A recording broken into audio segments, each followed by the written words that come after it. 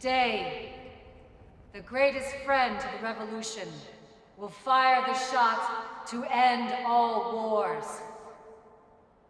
May her arrow signify the end of tyranny and the beginning of a new era. Mockingjay. She said, may her arrow signify the end of tyranny and the beginning of a new era. And then she said, Mockingjay. And I showed you in part 1, Mockingjay just means the phoenix that burns itself to death and then is reborn from its own ashes, serving as a symbol of renewal or rebirth. So what is going to be rebirthed? America, or perhaps the world.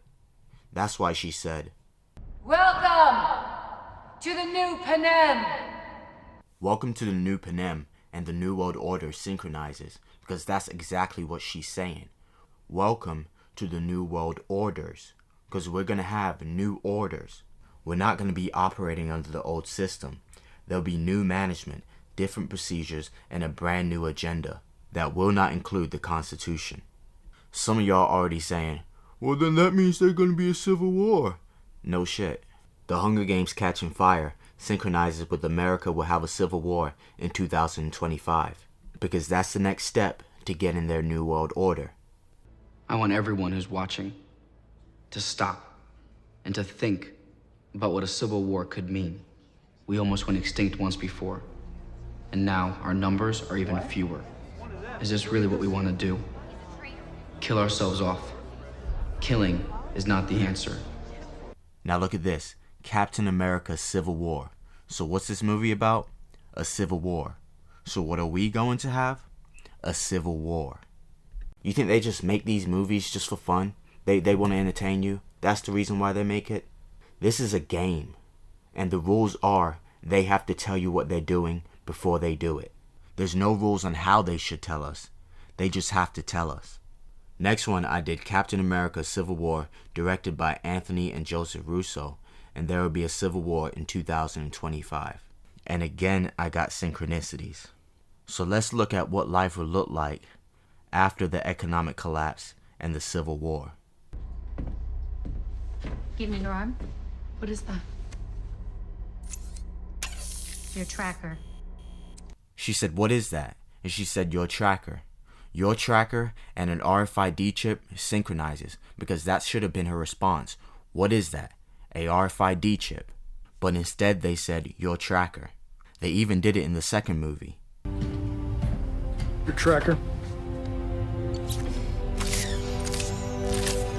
While you were sleeping, everyone in the city was installed code. It was a brilliant idea by Dr. Cocteau that an organically bioengineered microchip be sewn into the skin. Sensors all over the city can zero in on anyone at any time. I can't even conceive a visual of what you police officers did before it was developed. We work for a living. This fascist crap makes me want to puke. What do you think you're scratching, caveman? You really think we'd let you go without control? Your code was implanted the second you thawed. This movie, Demolition Man, came out in 1993, almost 30 years ago, and they're showing you they've always had plans to give us an RFID chip. And guess what the antagonist's name was? It's Phoenix. Simon, 745. Simon John. Phoenix. Phoenix, Simon. Again, they're using the word Phoenix, because Phoenix symbolizes something being reborn. It's a renewal, rebirth, rising from the ashes of its predecessor. They even said it in the movie. Mr. Phoenix has risen from the ashes. So the storyline of this movie was that Simon Phoenix mysteriously escaped from prison and began to terrorize the city. Later on, we find out it was the governor who was responsible for his escape and cut a deal with Simon Phoenix to frighten the public with his terrorism. Then the governor could tighten up on the laws, all in the name of safety. I hadn't counted on this, but I must say you worked out beautifully. People are terrified of you. What's new? People have always been terrified of me. Yes, but this time they're really intimidated. Now, I'll have carte blanche to create the perfect society. My society. He said, now I have carte blanche to make the perfect society. Carte blanche means complete freedom to act as one wishes or thinks best. Another definition says unconditional authority, full discretionary power. And that's exactly how the government acts. They sow fear into the hearts of the people, which makes us vulnerable to new legislation that seems positive and effective. However, they purposely place gray areas within the fine print in order to execute their true purpose and be within the structural barriers of the law. For example, let's go to the book No Place to Hide by Glenn Greenwald, page 28. What made the Patriot Act so controversial when it was enacted in the wake of the 9/11 attack was that Section 215 lowered the standard the government needed to meet in order to obtain business records from probable cause to relevance. This meant that the Federal Bureau of Investigation, in order to obtain highly sensitive and invasive documents such as medical histories, banking transaction, or phone records, needed to demonstrate only that those documents were relevant to the pending investigation. But nobody, not even the hawkish Republican House members who authored the Patriot Act back in 2001, or the most devout civil liberties advocates who depicted the bill in the most menacing light, thought that the law empowered the U.S. government to collect records on everyone, in bulk and indiscriminately. A near-unanimous Congress approved a massive increase in surveillance and detention powers after 9/11, convinced by the argument that doing so would detect and prevent future attacks. The implicit assumption was that the powers would be used principally against Muslims in relation to terrorism, a classic expansion of power confined to a particular group engaged in a particular kind of act, which is one reason why the measure received overwhelming backing. But what happened was very different. The Patriot Act has been applied well beyond its ostensible purpose. In fact, since its enactment, it has been used overwhelmingly in cases having nothing to do with terrorism or national security. New York Magazine revealed from 2006 to 2009 the sneak and peek provision of the Act, licensed to execute a search warrant without immediately informing the target, was used in 1,618 drug-related cases, 122 cases connected with fraud, and just 15 that involved terrorism. And that's exactly what I've been trying to convey. These legislations that they pass have little to do with what they are intended for, but are used as a backdoor to carry out their true ambitions. So with this Hunger Games, this economic collapse, there's going to be more order, more rules, more legislation. With this civil war, the same thing. With this coronavirus, mandatory vaccines. And they show us in the movie X-Men Last Stand. Ladies and gentlemen, I proudly present the answer to mutation. Finally, we have a cure. Is it true? They can cure us? Yes, Rogue, it appears to be true. No, Professor. They can't cure us. You want to know why? Because there's nothing to cure. Nothing's wrong with you.